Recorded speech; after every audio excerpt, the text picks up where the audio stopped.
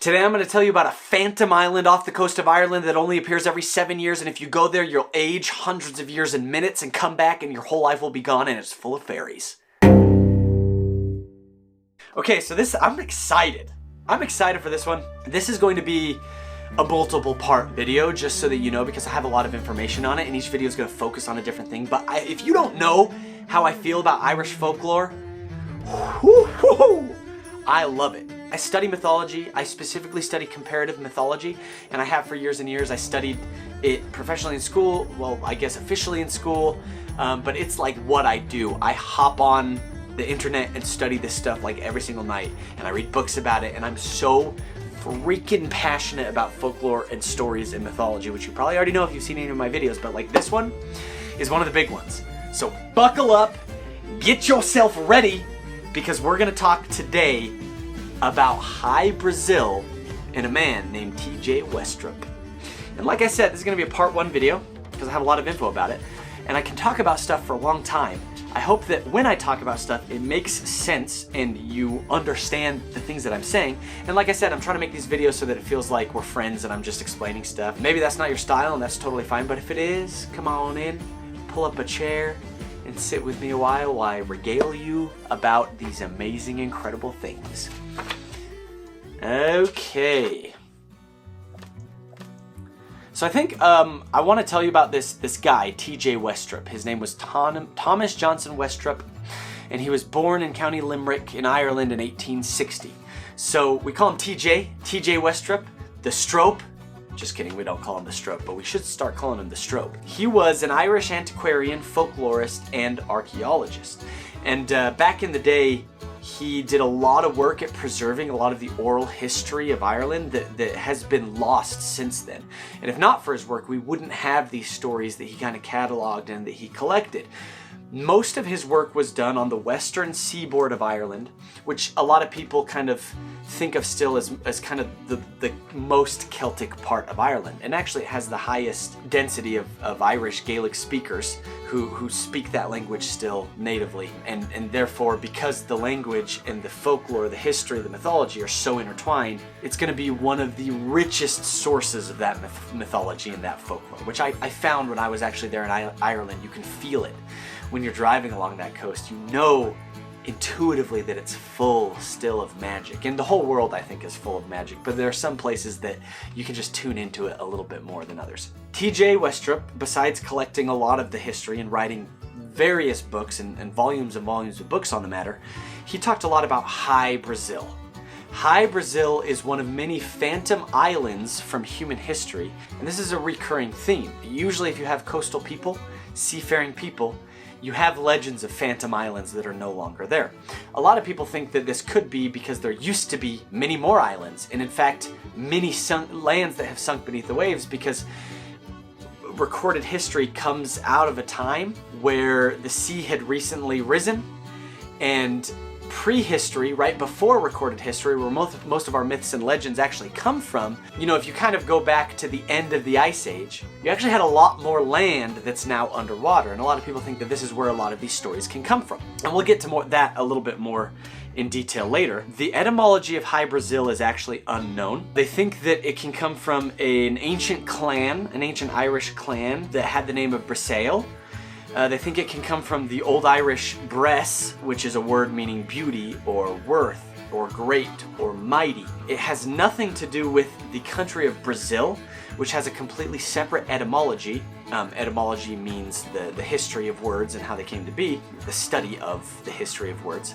And actually the person that was able to figure out that it was unconnected from the country of Brazil was Tolkien. We have Tolkien, J.R.R. Tolkien, to thank for that, and he'll probably show up in a lot more of my videos. And he realized that Brazil has kind of a Latin root, and whereas Hy-Brasil has Celtic roots to it. So the interesting thing about this phantom island is in the legends it's supposed to show up maybe once every 7 years, and it's covered in mist, and it's a place that's like not quite on the horizon but closer, and sometimes you can see parts of it, and there are different accounts of how it looks. There are two hills, or there's a river cutting it, or it's a circular island, or there's all these legends, and actually it appears on old maps. And so when you're making maps, a lot of times back in the 1300s, 1400s, 1500s, you're not always going to go out and measure the land yourself. A lot of times you're going to use even older maps as references and piece those maps together. So a lot of times when we see maps, they're kind of pieces of older maps. And so this island off the coast of Ireland, off the western coast of Ireland, it starts showing up in maps in 1325. So it goes all the way back to then. And actually it showed up in maps hundreds and hundreds of years, all the way until about 1865, where it shows up in a map, and it's called Brasil Rock. So we have hundreds of years of history where this island would show up on different maps, but if you look there now, there's no island. So there's obviously been a lot of explanations about this. And you know, some of those explanations can be that it's just purely folklore, that it's tied into the earlier Celtic legends of Tír na nÓg, which we'll talk about in the next video. And then I'll tell you about my own personal story of when I went to Ireland and investigated that stuff. But there have been various expeditions to try to find Hy-Brasil. One of them were people from Bristol between 1480 and 1481. They went on some journeyings, and we know about that because in 1496, John Cabot, or Cabot, I don't know how to say his name, says there's an account that this guy, John Cabot, found Hy-Brasil in 1497, and in that account it references, we found the place that the men from Bristol found in 1480 and 1481, so there's the reference for that.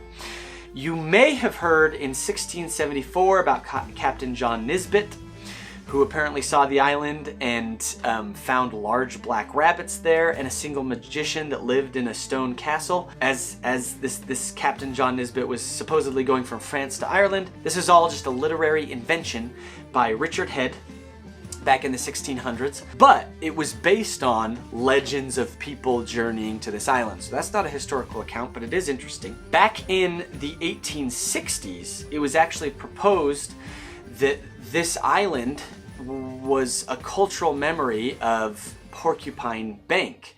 Porcupine Bank is a shoal that's about 120 miles west of Ireland that at one point could have been above the water. So a lot of times our myths and legends come from actually historical knowledge of things like this, and then they're passed down and mythologized, and they're made into magical places later on. Now that's one of the theories that was proposed back in the day, though most of the sightings of this, the historical sightings of this place are much closer than 120 miles, so that's kind of an interesting thing. Anyway, what I find most interesting about Hy-Brasil, personally, is going back to T.J. Westropp. He actually reports that he saw it. And this is really interesting to me because this is somebody who is an official scientific archaeologist and antiquarian. You know, this isn't somebody that was given to like believe the myths and legends necessarily. He was documenting them. He has a report that when he was 12 years old, he was with some of his family and friends at Dunangus, which is an ancient hill fort on Inishmore, one of the Aran Islands off the western coast of Ireland. In a later video, I'm going to tell you about my own exploration of Dunangus because I went there in real life because of T.J. Westropp actually. But he says when he was 12 years old, he saw, not quite on the horizon, but slightly closer than the horizon, an actual island. So this account comes from a scholar named Sean Lynch, and this is the journal article is called Preliminary Sketches for the Reappearance of Hy-Brasil. I'm just going to write what he says about T.J. Westropp. In 1872, Westropp, aged 12, stared out over the Atlantic Ocean and saw Hy-Brasil appear. It was a clear evening with a fine golden sunset when, just as the sun went down, a dark island appeared far out to sea, but not on the horizon. It had two hills, one wooded. Between these, on a low plain, rose towers and curls of smoke. My mother, brother, Ralph Hugh Westropp, and several friends saw it at the same time. One person cried that he could see New York. Westropp recalled this moment in his 1912 paper, Brazil and the Legendary Islands of the North Atlantic, Their History and Fable, a contribution to the Atlantis problem. His writing on legendary islands is knowledgeable, and he considered the folklore surrounding several other alleged land masses off the Irish coast.